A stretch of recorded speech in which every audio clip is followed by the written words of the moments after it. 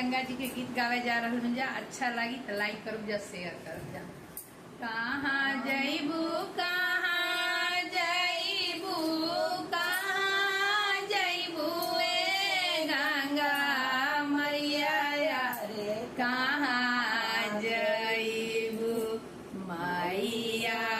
पहिर के चुंदरिया रे, कहाँ जइबू मैया ओढ़ी के चदरिया रे, कहाँ जइबू जइबो में जइबो सेवा का बग के दुआरा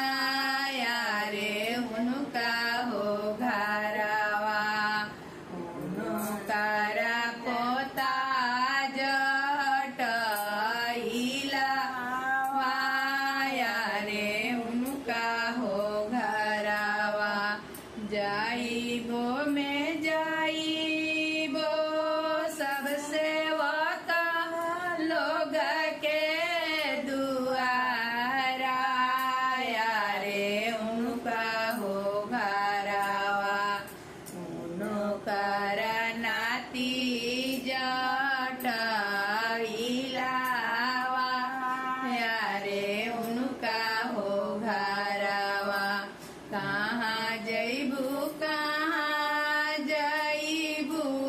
कहाँ जइबू ए गंगा मैया रे, कहाँ जइबू मैया ओढ़ी के चदरिया रे, कहाँ जइबू मैया पहिरी के चुंदरिया रे, कहाँ